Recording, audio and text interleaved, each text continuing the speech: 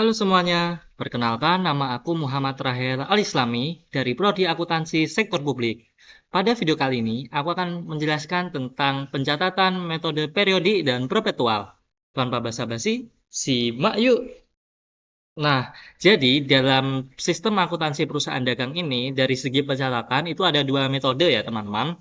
Yang pertama itu ada metode periodik, dan yang kedua ada metode perpetual. Nah, terus apa sih perbedaan dari kedua metode ini? Nah, kita sedikit mengulas balik dari pertemuan sebelumnya. Nah, simpelnya ya teman-teman, kalau metode periodik ini metode yang sudah kita gunakan sebelum-sebelumnya ya, yang biasa kita gunakan, yakni eh, pencatatan itu dilakukan secara berkala, yang mana biasanya dilakukan di akhir periode. Pokoknya yang biasa kita pakai sebelum-sebelum inilah itu namanya metode periodik. Nah, sedangkan metode perpetual ini adalah metode di mana pencatatan itu dilakukan secara real time ya teman-teman. Jadi di akuntansi perusahaan dagang ini itu kan menjual barang dagang. Nah, pastinya itu ada namanya barang masuk, ada barang keluar. Nah, itu jadi metode perpetual itu mencatat setiap barang yang masuk ataupun ada barang yang keluar. Simpelnya seperti itu. Nah, sedangkan dari segi pencatatannya sendiri, di metode periodik ini ada pembelian atau purchase, lalu ada purchase return atau return pembelian, lalu ada potongan pembelian atau purchase diskon, lalu ada beban angkut pembelian juga. Nah, tapi apabila kita menggunakan metode perpetual, maka semua ini akan dicatat sebagai merchandise inventory. Begitu. Nah, di sini saya akan mencontohkan secara langsung ya, teman-teman. Nah, misal saja kita sebagai perusahaan membeli barang dagang secara cash seharga 10.000. Nah, apabila kita menggunakan metode periodik, maka kita akan mencatatnya sebagai berbunyi purchase on cash. Seperti ini. Jadi, barang dagang, kita membeli barang dagang itu nama jurnalnya itu purchase atau pembelian. Sedangkan kita membayar secara cash, maka kita mengeluarkan uang sehingga cashnya kita taruh di debit. Jadi di sini 10.000, di sini 10.000. Nah, sedangkan apabila kita menggunakan metode perpetual, maka kita menggunakan merchandise inventory on cash sebesar 10.000. Jadi, merchandise inventory pada debit ini ya teman-teman, ini menandakan bahwa stok di gudang itu bertambah ya teman-teman. Jadi karena bertambah maka di debit. Nah, sebaliknya apabila kita perusahaan dagang itu menjual sesuatu, otomatis barang dagang yang ada di gudang kan berkurang ya teman-teman. Maka nanti merchandise inventory-nya akan kita taruh di sebelah kredit. Nah, simpelnya begitu ya teman-teman. Jadi setiap purchase return, purchase discount yang ada pada metode periodik, maka apabila menggunakan metode perpetual akan menjadi merchandise inventory.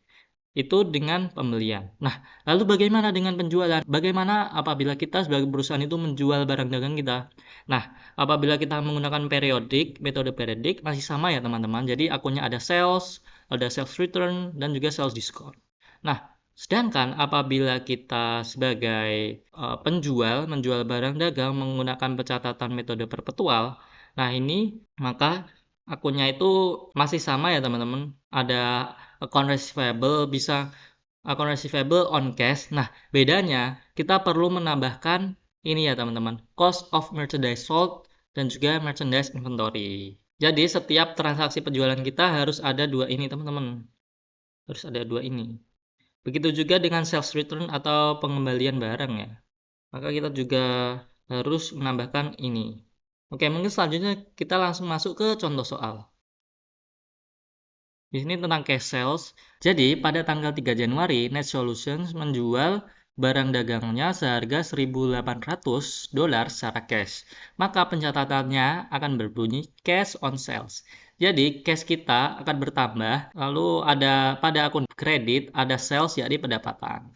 Nah, kenapa sih sales masuk pendapatan? Sales masuk pendapatan karena barang dagang kita yang kita jual itu berkurang ya teman-teman stoknya di gudang. Karena berkurang maka masuknya ke kredit.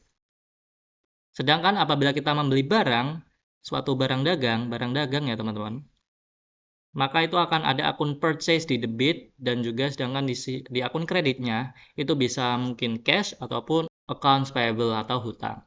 Nah, karena kita menggunakan metode perpetual, yakni perpetual inventory system, maka kita juga perlu menyertakan cost of merchandise sold dan juga merchandise inventory. Jadi, setelah kita membuat jurnal ini, pencatatan ini, maka kita juga membuat pencatatan ini juga ya teman-teman, yakni cost of merchandise sold sebesar 1.200 dan juga merchandise inventory sebesar 1.200. Nah, cost of merchandise sold ini biasanya angkanya itu ada dalam soal ya teman-teman, jadi tinggal menambahkan saja. Untuk yang lupa, cost of merchandise sold ini itu seperti HPP ya teman-teman. Sedangkan merchandise inventory ini stok di gudang. Nah, apabila kita melakukan penjualan, melakukan sales, maka merchandise di bagian debitnya itu ada cost of merchandise sold, sedangkan di bagian kreditnya ada merchandise inventory. Kenapa merchandise inventory ini di bagian kredit?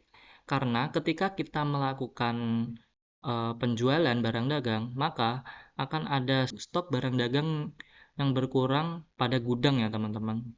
Jadi karena stoknya itu berkurang, maka merchandise inventory-nya juga berkurang sehingga ditaruh di bagian kredit. Nah, berikutnya pada tanggal 12 Januari, Net Solutions menjual barang dagang secara account atau secara kredit sebesar $510. Lalu the cost of merchandise sold-nya itu 280. Nah, nanti pencatatannya karena penjualnya secara kredit, maka itu termasuk piutang ya, teman-teman. Jadi kita sebagai perusahaan piutangnya bertambah, account receivable-nya sebesar 510. Lalu pada bagian kredit ada sales sebesar 510. Nah, karena menggunakan metode perpetual, maka kita perlu mencatat cost of merchandise sold-nya sebesar 280 sama seperti di sini dan juga merchandise inventory 280 di bagian kredit karena ada barang dagang yang berkurang pada gudang. Nah, berikutnya lalu ada di sini namanya credit terms ya, teman-teman. Credit terms ini apa sih? Nah, credit terms adalah yakni ketentuan mengenai kapan barang dagang itu harus dibayar ya, teman-teman. Jadi itu namanya credit terms.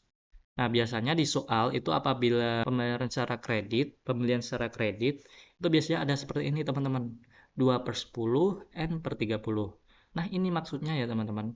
Apabila pembeli membayar melunasi pembeliannya sebelum 10 hari setelah perjanjian, maka dia akan mendapatkan diskon 2%. Dan untuk batas terakhir pembayaran itu 30 hari setelah perjanjian. Jadi ini fungsinya itu untuk mempengaruhi pembeli agar segera melunasi hutangnya kepada penjual.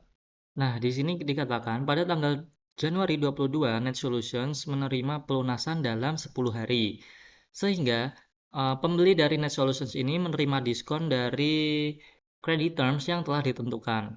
Bisa dilihat di sini transaksi yang dilakukan itu sebesar $1.800, lalu diskonnya ini 2%.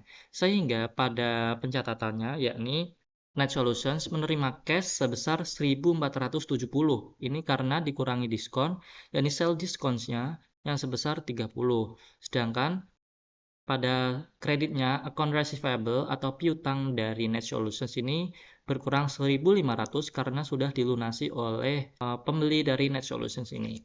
Lanjut, pada tanggal Januari 13, Net Solutions menerima kembali barang dagang yang telah dijual dengan harga 225.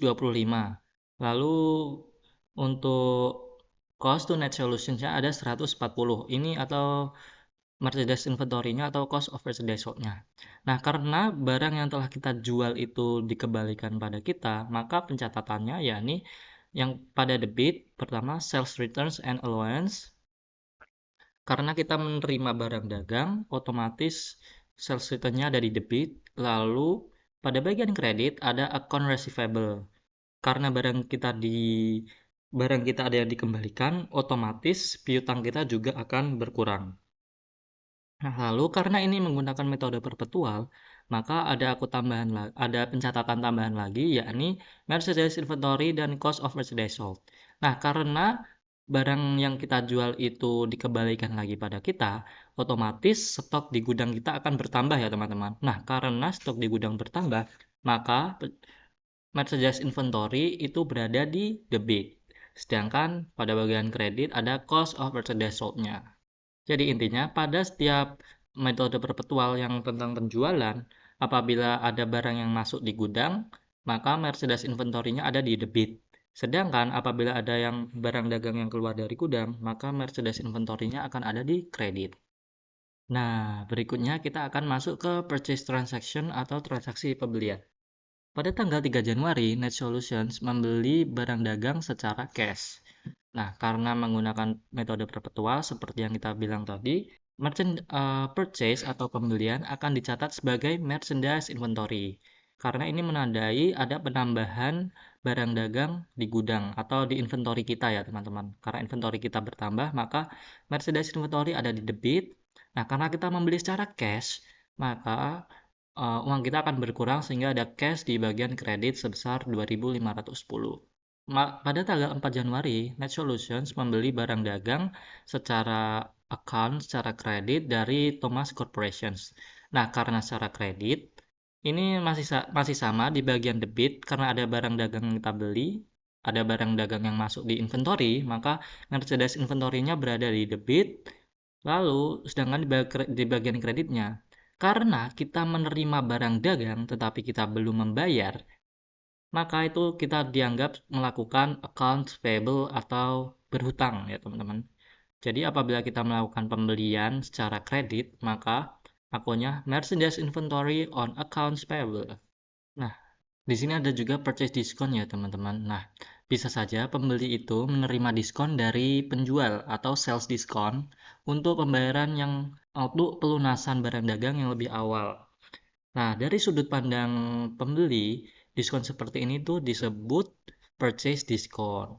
Jadi, terkadang apabila kita melunasi hutang kita lebih awal ya teman-teman, maka kita bisa saja mendapatkan diskon.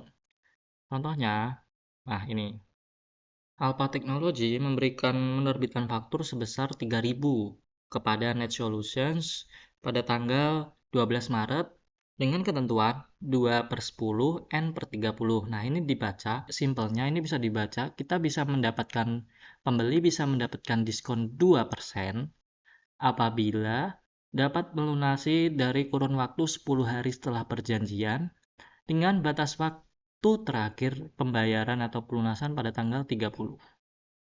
Jadi ini diskonnya, lalu ini batas terakhir untuk mendapatkan diskon, dan ini batas terakhir untuk melakukan pembayaran setelah perjanjian. Nah, jadi karena kita Net Solutions membeli barang ya teman-teman secara kredit, maka akun yang pertama pada tanggal 12 yakni merchandise inventory-nya bertambah sebesar di debit sebesar 3.000, lalu ada accounts payable di bagian kredit sebesar 3.000. Nah, pada tanggal 22 kita Net Solutions itu melunasi hutang kita ya teman-teman. Nah, karena pada tanggal 22 kita sudah melunasinya, yang mana ini 10 hari sejak perjanjian, maka kita mendapatkan diskon ya teman-teman sebesar 2%. Nah, pencatatannya yakni accounts payable pada debit karena hutang kita berkurang karena kita telah melunasinya sebesar 3.000. Nah, lalu tetapi cash kita itu berkurang. Karena cash berkurang maka ada di kredit. Tetapi bukan tidak sebesar 3.000 ya teman-teman, tetapi 2.940. Ini merupakan jumlah yang kita bayarkan setelah kita menerima diskon sebesar 60. Nah, tetapi pada metode perpetual ketika kita menerima sales diskon, maka akan tetap dicatat sebagai merchandise inventory ya teman-teman, bukan sales diskon. Sedangkan apabila kita mencatatnya menggunakan metode periodik, maka di sini akan disebut sales discount gitu. Jadi kita sebagai pencatat ini harus pintar-pintar menempatkan posisi diri kita, apakah kita sebagai penjual atau kita sebagai pembeli, apakah kita menggunakan metode perpetual ataukah kita menggunakan metode periodik. Nah, di sini ada juga diskon net taken atau diskon yang tidak diambil ya teman-teman. Nah, ini terjadi apabila kita melunasi hutang kita itu di luar ketentuan. Contohnya, nah, di sini kan tadi kan kita membayar pada tanggal 22 Maret. Ini jaraknya hanya 10 hari dari ketentuan. Jadi sehingga ini bisa mendapatkan diskon ya teman-teman. Sedangkan di sini kita posisinya membayar pada April tanggal 11. Otomatis kita tidak menerima diskon. Nah, karena itu pencatatannya itu biasa ya teman-teman. Accounts payable sebesar 3.000 dan juga cashnya ini 3.000 karena kita tidak menerima diskon sama sekali. Nah, berikutnya ada debit memo. Nah, apa sih debit memo itu? Simpelnya teman-teman, debit memo itu adalah purchase return atau pengembalian pembelian kita ya. Simpelnya, kita itu mengembalikan barang yang telah kita beli kepada penjual. Nah, apabila kita melakukan hal tersebut, contohnya di sini eh, kita Net Solutions itu mengembalikan barang yang seharga $900. Maka pencatatannya debit bagian debit yakni ada accounts payable karena kita melakukan pengembalian barang otomatis kewajiban kita itu berkurang ya atau liabilitas kita berkurang sehingga accounts payable ada di bagian debit. Berikutnya, karena kita melakukan pengembalian barang, otomatis stok barang yang ada di gudang itu berkurang ya teman-teman atau ada yang keluar. Nah, karena berkurang, maka merchandise inventory-nya ada di bagian kredit. Nah, lalu di sini ada juga merchandise purchase. Pada tanggal 2 Mei, Net Solutions membeli barang dagang sebesar harga $5.000 secara account atau kredit dari Delta Link dengan ketentuan 2/10 N/30. Nah, karena kita membeli secara kredit, maka pencatatannya pertama di bagian debit ada merchandise inventory karena barang kita yang ada di gudang itu bertambah. Lalu karena kita secara kredit, maka hutang kita juga bertambah. Sehingga ada akun accounts payable di kredit. Nah, lalu pada tanggal 4 Mei, nah kita mengembalikan barang dagang kita yang telah kita beli sebesar $3.000. Maka pencatatannya yakni accounts payable kita di bagian debit ada accounts payable karena hutang kita berkurang. Kewajiban kita berkurang karena kita telah mengembalikan barang yang telah kita beli. Lalu, pada bagian kredit ada merchandise inventory karena barang dagang yang ada di gudang itu stoknya berkurang atau keluar sehingga merchandise inventory-nya ada di bagian kredit. Selanjutnya, pada tanggal 12 Mei, Net Solutions melunasi atau membayar barang dagang dari tanggal transaksi 2 Mei. Pada transaksi ini, dikurangi dengan pengembalian dan juga diskon. Nah, jadi kita melunasi apa yang telah kita beli ya teman-teman. Awalnya kita membeli sebesar 5.000, lalu kita kurangi dengan barang yang telah kita kembalikan sebesar 3.000, maka otomatis kita hanya perlu membayar hutang kita sebesar 2.000 pada debit. Lalu karena kita membayar dengan tepat waktu atau sesuai ketentuan, maka kita mendapatkan diskon teman-teman. Diskonnya ini 2% dari 2.000. Nah, sehingga kita pada bagian kredit, kita hanya perlu membayar cash sebesar 1.960, lalu merchandise inventory atau purchase diskonnya itu sebesar 40. Nah, lalu di sini ada freight. Nah, apa sih freight itu? Freight ini simpelnya ini biaya angkut ya teman-teman. Nah, kita dalam transaksi perusahaan dagang pastinya itu ada antar mengantar barang ya teman-teman. Nah, dan itu pastinya juga menimbulkan biaya atau beban. Nah, itu disebut freight. Nah, di sini freight ini ada dua jenis ya teman-teman. Yang pertama ada FOB shipping point atau free on board shipping point. Lalu yang kedua ada FOB destination. Simpelnya ya teman-teman, kalau FOB shipping point ini itu biayanya itu ditanggung pembeli. Sedangkan FOB destination, biaya pengangkutannya ini ditanggung oleh penjual. Simpelnya seperti itu. Nah, pada tanggal 10 Juni, Net Solutions membeli barang dagang dari Magna Data secara account atau secara kredit seharga $900 dengan ketentuan FOB shipping point dan membayar biaya angkutnya sebesar $50. Nah, di sini dijelaskan dengan ketentuan FOB shipping point. Kita lihat lagi, FOB shipping point ini di mana biaya angkutnya ini ditanggung oleh pembeli. Nah, di sini dijelaskan Net Solutions ini yang membeli ya teman-teman, berarti yang menanggung biaya pengangkutannya itu Net Solutions sebesar $50. Nah, maka pencatatannya, yakni merchandise inventory ini 900 karena barang dagang kita bertambah, lalu karena kita membelinya secara kredit atau account, maka hutang kita juga bertambah pada bagian kredit accounts payable sebesar 900. Nah, hal ini diikuti dengan pencatatan lagi. Merchandise inventory 50, lalu cash-nya juga 50. Nah, merchandise inventory ini biaya ngangkutnya ya teman-teman, biaya angkutnya ini 50, lalu karena kita membayar biaya angkutnya, maka kita mengeluarkan cash di bagian kredit sebesar 50 juga. Mungkin ada yang bertanya, kenapa sih biaya pengangkutan itu dicatat sebagai merchandise inventory? Karena simpelnya ya teman-teman, dari beban biaya pengangkutan ini mempengaruhi merchandise inventory yang sebelumnya kita beli. Jadi hitungannya dalam transaksi ini biaya untuk membeli barang dagang atau merchandise inventory-nya itu sebesar 950. Seperti itu ya, teman-teman. Nah, di sini ada juga sell plus freight cost. Pada tanggal 15 Juni, Net Solutions menjual barang dagang kepada Crans Company secara kredit seharga $700 dengan ketentuan FOB destination. The cost of the merchandise sold is $480. Nah, di sini dijelaskan secara FOB destination ya, teman-teman, yakni biaya angkutnya ditanggung oleh penjual. Destination ditanggung oleh penjual. Nah, catatannya yang pertama, account receivable karena kita sebagai penjual memiliki piutang sebesar 700, lalu pendapatan atau sales kita dari menjual barang dagang sebesar 700 juga. Nah, berikutnya tidak lupa kita tetap mencatat cost of merchandise sold dan juga merchandise inventory-nya ya teman-teman. Nah, lalu pada tanggal 15 Juni, Net Solutions membayar freight sebesar $40. Lalu apabila kita sebagai penjual yang menanggung biaya angkut, maka akunnya itu delivery expense on cash. Jadi, apabila kita sebagai pembeli yang menanggung biaya angkut, maka pencatatannya akan merchandise inventory. Sedangkan apabila kita sebagai penjual, maka pencatatannya akan delivery expense. Nah, mungkin cukup sekian pada video kali ini. Tetap semangat ya teman-teman. Jangan lupa nonton video berikutnya. Sampai jumpa.